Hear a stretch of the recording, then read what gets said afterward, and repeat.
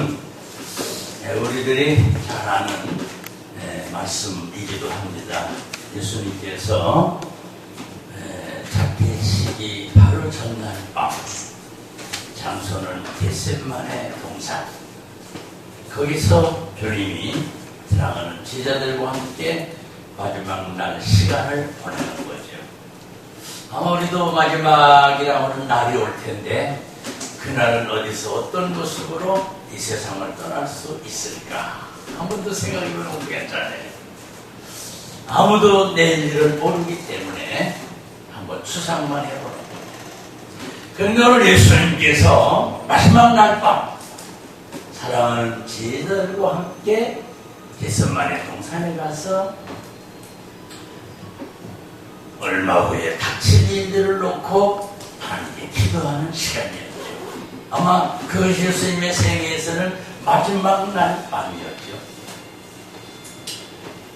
자, 예수님은 설교의 제목을 잡아봤습니다만 무릎을 꿇는 사람들, 이렇게 제목을 잡았습니다. 무릎을 꿇는 사람들. 이 무릎을 꿇는다는 것은 여러 가지 의미가 있습니다만 아마 우리들 세계에 있어서는 어르신들 앞에서 예절과 겸손의 모습으로 대하는 자세가 무릎을 꿇는 자세였죠.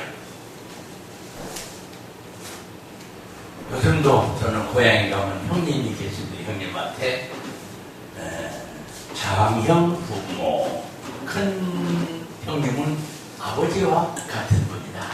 그래서 큰 형님께 제일 먼저 큰절을 올리고 무릎을 꿇은 다음에 문안을 읽는 겁니다. 아마 그게 충청도의 기본 예절일 거예요. 그런데 어르신들 앞에서의 예절스럽게 겸손한 모습으로 무릎 꿇는 것은 인간계에서는 얼마든지 좋은 모습이죠. 그러나 요즘은 이 모습을 점점점 찾아오기 어려운 이런 현재 상황들이죠. 그리고 이 무릎 꿇는다는 것은 어른들 앞에나 다른 어느 누구 앞에든지 내가 잘못을 했다, 아주 미안하고 죄송하고 용서를 드린다, 그런 의미에서 갖는 자세와 태도가 무릎 꿇는 겁니다.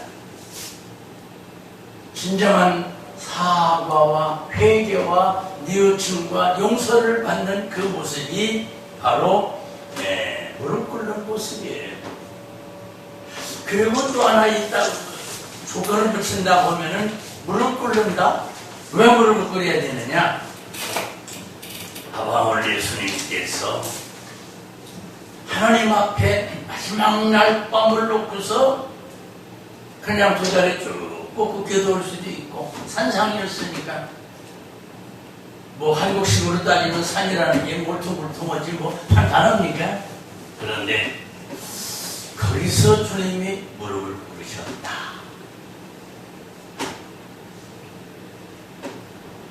간절한 예수님의 애타는 모습이었겠지요.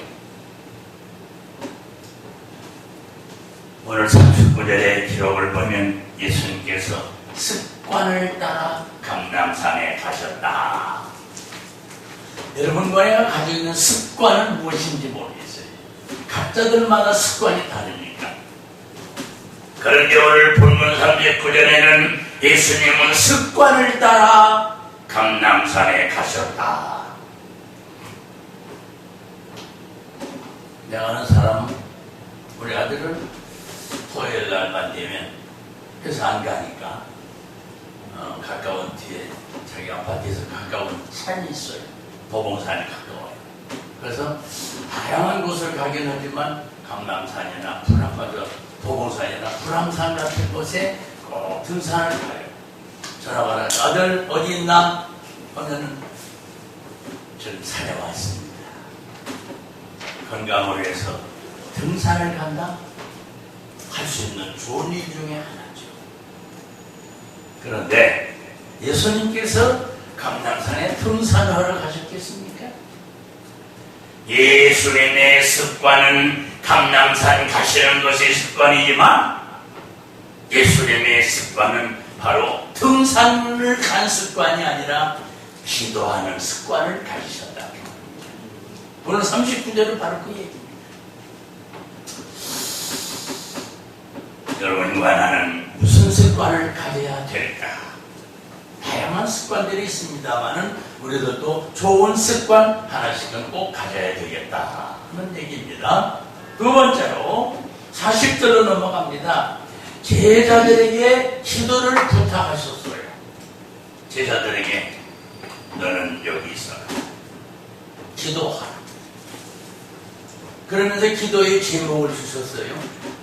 시험에 들지 않도록 기도하라. 무슨 요구사항도 다양하죠. 기도들 보면은. 그런데 다른 기도 내용이 아니에요. 너 여기 앉아서 기도해. 시험에 들지 않게 기도해. 이것을 제자들한테 명령을 내리셨다고 합니다. 왜 이런 기도를 부탁하셨을까? 언제 시험 들지 몰라요. 어디서 시험 들지 몰라요. 어떻게 시험 들지 몰라요. 어느 누구한테 시험을 걸릴지 몰라요. 무엇 때문에 시험 들지 몰라요. 얼마나 큰 사건이나 큰 일이 벌어져서 시험 당한지, 얼마나 시험 당한지 몰라요. 그 내용 다 제재하고 너 여기서 기도해. 시험에 들지 않게. 이렇게 주님이 40절에서 제자들에게 명령을 내립니다.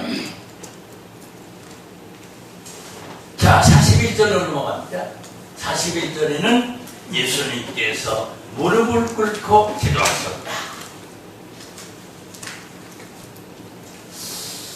그냥 앉아서 기도해도 되고, 형편에 따르면 서도 되고, 기대고 앉아서 이렇게 두 다리 쭉 뻗고서 기도해도 되는데, 주님은 여기서 영어 사전을 보라면, 우리 영어 잘하는 분이 앉아 계신데, let down. 영어 발음표 찾아봤어요, 일부러. 근데, 넬이라고는 이런 단어가 있어요. K-N-E-이지만 K자는 발음 안 해요. 리 그러는데, 그 다음에 let down. 무릎을 꿇고라고는 단어가 그렇게 나옵니다. 그 영어 성경도 찾아보고 영어 사전도 찾아봤는데 let down, 무릎을 꿇었다. 그래서 참 예수님께서 꼭 이렇게 let down and pray, 꼭 무릎을 꿇고 기도를 하셔야 되나. 분명한 사실은 무릎을 꿇는데 의미가 있는 거죠. 애절하고 간절하고 애타는 그런 상황 속에서 무릎을 아마 제절로 꿇어질 수도 있었을 거예요. 그러나 오늘 본문에 분명히 예수님께서 애타고 간절하고 안타까운 슬프고 큰 고통을 가지신 주님의 기도의 모습이라 이렇게 생각을 하면서 예수님의 기도의 모습은 바로 무릎을 꿇은 기도의 모습이었다. 또 42절 2절로 넘어갑니다. 이제 주님께서 기도하신 바로 내용이 있습니다. 그 기도의 내용은 뭐냐면은 십자가 지는 그 잔을 아버지 이 잔을 옮겨 주십시오. 이게 예수님의 기도였습니다. 여러 가지 의미와 사전을 찾아보고 해서 찾아봤는데 예수님의 지시해야 될 십자가가 바로 문 앞에 있거든요. 이걸 알고 계시거든요. 그게 인간적으로는 죽음이거든요. 그걸 죽음 앞에서 죽음을 아시는 시간까지 아시는 주님께서 이 잔을 좀 안 받으면 안 됩니까? 이 잔을 옮겨주실 수 없습니까? 이 잔을 좀 옮겨줬으면 좋겠습니다. 이것이 예수님의 기도의 내용이었습니다. 어떤 마음인지 아시겠죠? 어떤 중대한 사건을 놓고서 기도하셨던 주님이 무릎을 꿇고 아버지 이 잔 좀 옮겨주면 안 돼요? 이 사건 좀 치워주면 안 돼요? 이건 꼭 내가 안 하면 좀 안 됩니까? 애절한 모습으로 예수님께서는 기도를 하셨는데 이 차를 옮겨달라고 하는 내용은 농담으로 에이 예수님답지 않다. 그걸 지셔야 우리가 구원을 받고 십자가의 공로에 의해서 그 피에 의해서 우리가 하나님 나라에 갈 수 있는데 아이 그걸 왜 안 받으시려고 그러나? 농담으로 이런 마음을 가질 수도 있어요. 그러나 예수님의 그 심정을 우리가 이해하면서 아들이 수술을 들어가는데 깨어날지 안 깨어날지 죽을지 안 모르는 그 심정을 가진 부모님은, 밖에 있는 부모님은 수술실 밖에서 아들 수술 끝나기를 기다리는 그 어머님의 심정은 어떻겠느냐. 그 마음으로 주님이 지금 기도를 하고 계신 거예요. 무릎을 꿇고. 이 자 좀 옮겨주시면 안 됩니까? 근데 예수님의 기도를 그거 하나로 끝나지 않았어요.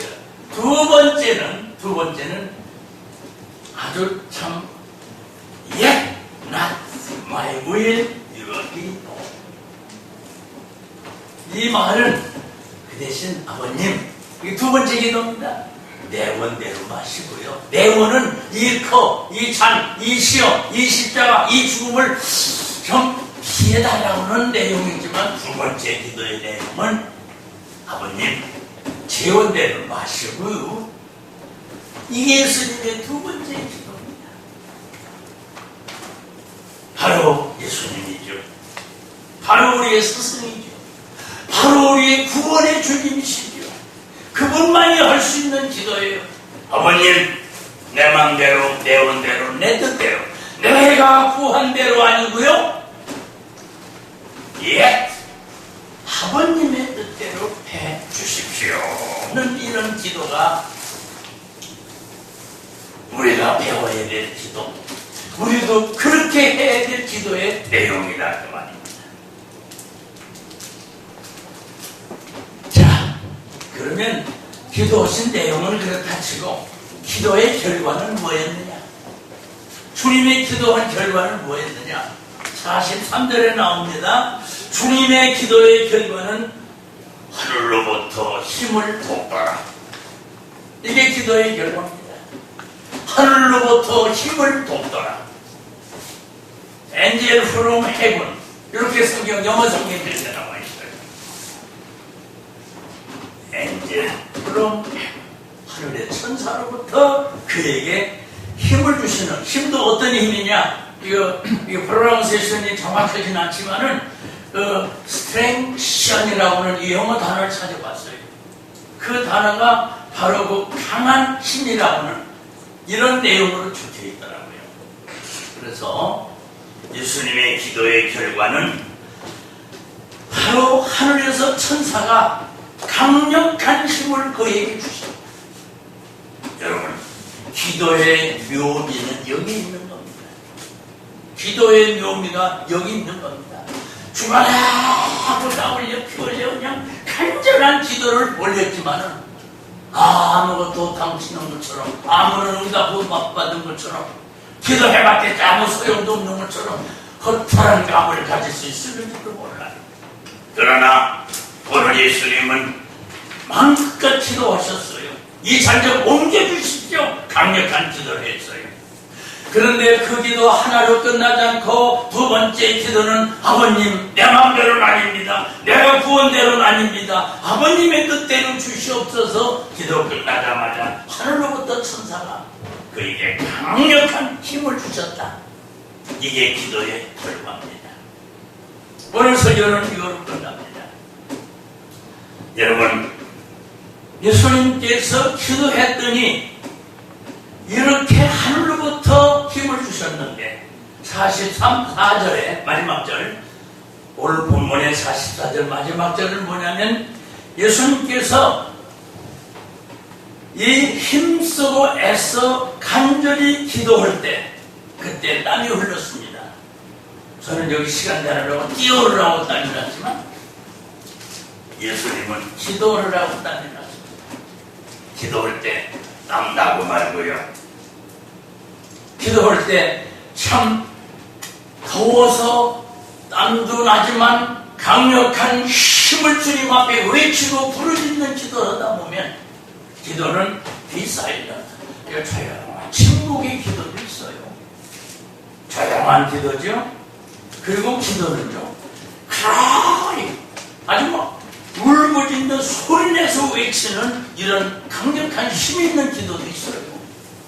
그런가 하면은 아버지와 아들의 대화를 하듯이, 사랑스러운 부자간의 대화하듯이 기도를 하면서도 뭐 소리 지르는 것도 아니고 조용히 앉아있는 것만도 아니고, 아버님 왜 그러냐, 아버님 제가 일을 해야 될 텐데 어떻게 하면 좋지요?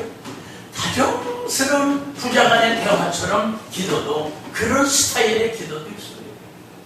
그런데 오늘 예수님께서는 힘쓰고 해서 간절히 땀을 흘릴 때까지 기도했어요. 그런데 그 표현이 어떻게 됐느냐? He sought was like a drop of blood. 그 흘렀던, 똑똑 떨어진 땀방울, 그 흘렀던 땀이 피 같은다고 그랬어요. 이게 보통 얘기가 아닙니다. 땀 흘려서 땀으로 끝나야지. 왜 또 딴 얘기가 나갑니다. 아, 땀 흘렸네, 이거로 끝나야지. 그런데 그 땀을 뭐로 표현했느냐? 핏방울 같이 됐다. 거기서 우리는 의미를 찾아볼 수가 있어요. 함께하는 귀한 시간에 우리 사랑하는 동지들, 기도의 동지들, 여러분과 내가 지금 이 시대를 만나서 나라와 민족과 중국을 위해서도 이런 기도가 있으면 좋겠다.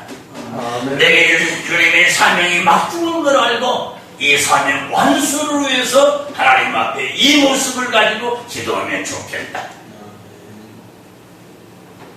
무릎을 꿇었다는 얘기를 더 이상 설명 안 해도 이미 말씀을 드렸으니 말이지, 얼마나 간절스러운, 애절스러운, 주님 앞에 겸손스러운 모습이냐 이 말이야. 또 잘못한 무지함과 무능과 허물벗짐 때문에 하나님 앞에 용서를 구하는 이런 무릎을 꿇음이 있을 때 우리 하나님 아버지께서도 우리의 기도를 들어주시지 않습니까? 결론적인 말씀을 드립니다. 여러분과 나는 이 기도에 대해서 꼭 이 모습을 담는 것도 좋겠다. 이제 우리는 하늘나라 가야 될 사람들입니다. 우리의 고향으로 가야 됩니다. 우리의 고향은 하늘나라입니다. 우리는 주민증, 도민증, 시민증 다 가지고 있죠? 어떤 사람은 영주권 가지고 있고요. 여러분과 나는 하늘나라 시민권을 가지고 있는, 하늘나라 시민증명을 가지고 있는 사람들이에요. 오늘 여러분과 나는 하늘나라 가야 될 사람은 버스 타고 가는 거 아니야? 택시 타고 가는 거 아니야? 전차 타고 가는 거 아니야? 비행기 타고 가는 거 아니야? 하늘나라는 무릎으로 간다. 아멘. 중대한 사실을 깨닫는, 하늘나라 서서 걸어가는 것도 아니야. 하늘나라는 무릎으로 간다는 기도의 원리를 생각하셨어. 여러분과 내가 주님의 이 무릎의 모습을 담고 우리도 강력한 기도 속에서 땀을 흘리면서 그 땀이 다른 사람 볼 때 핏방울같이 볼 수 있을 만큼쯤 정도, 이런 강력한 기도는 얼마나 소중한 기도이겠는가. 말씀을 마칩니다. 여러분과 내가 하나님께 대한 경외심, 간절히 구하는 간구하는 마음으로, 그리고 하나님에 대한 잘못된 것을 용서를 비는, 그리고 투망을 하는 하나님 앞에 손들고 오는, 복종하는 이런 모습으로 이런 자세를 갖는 것도 좋다. 기도는 다양한 모습도 있어요. 군인들이 총 쏘는 모습도 다양합니다. 저는 조업장교로 군에 생활할 때 군인들한테 총 쏘는 교육을 가르치려 합니다. 처음에는 기관총 소대장을 했는데요, 기관총 팡팡팡 쏜다고 되는 게 아니잖아요. 어떻게 쏘야 되고, 탄약 가는 것부터 또 총도 분해해가지고 닫기도 하고 해야 그 다음에 또 제대로 총 쏠 수 있잖아요. 각자들마다 가지고 있는 다 무기가 있어요. 그런데 여러분, 사격수를 배워야 돼. 군인들이 사격수를 못 배워가지고 어디다 써먹어요. 사격할 때 사격 자세를 정확히 해야 됩니다. 어떤 데는 다 차려져 세우고 서서 총을 쏠 때도 있어요. 어떤 데는 엎드려서 쏠 때도 있어요. 상황에 따라. 어때는 움직이면서 쏠 때도 이동수산 뭐 이런 거. 어때는 하늘 향해 대공수화도 있습니다. 그런가 하면은 총 쏘는 자세 중에 하나도 무릎수화가 있습니다. 무릎에다 총을 쏘라는 얘기가 아니라 무릎을 꿇고 총 쏘는 자세 중에 하나가 무릎 꿇는 자세입니다. 여러분, 이 무릎을 꿇는다는 거, 우리 예수님 선생님께서 제자들에게 무릎 꿇는 모습을 보여주셨어요. 그래서 오늘 성경에는 우리 주님께서 오늘 본문에 무릎을 꿇은 모습을 보여주셨듯이 예수님의 바로 거룩한 복음을 받아들였던 스데반 집사님, 그분도 사도행전 7장 60절의 기록을 보면 마지막 죽음의 순간까지도 무릎을 꿇고 기도하면서 세상을 떠났어요. 그게 스데반의 마지막 기도의 모습이 무릎 꿇는 모습이었습니다. 또 하나, 바울 사도, 스데반이가 죽을 때 바로 옆에 서 있었던 사람이 바울입니다. 스데반의 모습을 본받아서였는지 모르지만 바울이가 생애 동안 복음 전하는 동안 무릎을 꿇는 기록이 여러 번 나옵니다. 바울 사도도 무릎을 꿇고 기도했습니다. 훌륭한 기도의 모습이라고 생각합니다. 복음 위에서 죽음에 깊이 예고했지만 성도들과 작별히 기도를 하면서 무릎 꿇고 울면서 기도했던 바울이 아마 그도 예수님의 모습을 본받았겠죠. 그런가 하면은 베드로 장로님, 그분이 나중에 장로가 됐습니다. 베드로 전서 보면 나 함께 된 장로 베드로 이렇게 나옵니다. 베드로 장로님, 그분도 무릎을 꿇고 기도했어요. 사도행전 9장 40절의 기록을 보면 요바의 신앙 좋은 여제자 다비다, 사람 이름이 다비다인데 도로가라는 이름이 있습니다. 죽었어요. 이 사람 죽은 시체를 놓고서 베드로가 기도를 했어요. 근데 나섰어요. 살아났어요. 돌아가, 하나님께서 돌아가, 그렇게 보내줬어요. 그래서 이름도 잘 지었대. 돌아가라는 이름 기억해 두십시오. 결국은 베드로 장로님도 기도의 모습을 하였고요. 그리고 바울 사도도 기도의 모습은 바로 무릎 꿇는 모습이었고요. 바로 스데반 집사도 마지막 죽음의 순간까지도 무릎을 꿇고 세상을 떠났다라고는 이런 성경의 기록을 보면서 이 설교를 준비하면서 성경 사전을 매일 찾아봤는데 알고 보니까 솔로몬이는 왕이잖아요. 솔로몬이 왕인데도 무릎을 꿇고 기도했어요. 그리고 다니엘이는 총리였지 않습니까? 다니엘 총리도 무릎을 꿇고 기도했어요. 그런가 하면 엘리야는 선지자 아닙니까? 엘리야는 선지자인데도 무릎을 꿇고 기도했어요. 그런가 하면 에스라는 학사였으며 서기관입니다. 그의 기록을 보니까 무릎을 꿇고 기도했더라고요. 설교를 마치겠습니다. 함께 우리 사랑하는 주님의 기도의 무리들이요, 기도의 동지들이요, 우리는 수많은 지난날 우리의 선진들이 신앙생활 1년 중에 기도를 했는데 그 중에는 무릎을 꿇고 기도했던 사람들이 너무도 많은 것을 발견하면서 우리도 이때를 맞이해서 개인적인 문제, 가정적인 문제, 교회적인 문제, 사회 문제, 국가와 민족을 위한 기도, 이런 것을 다 할 때 한 번쯤은 무릎을 꿇고 기도하는 것도 좋다.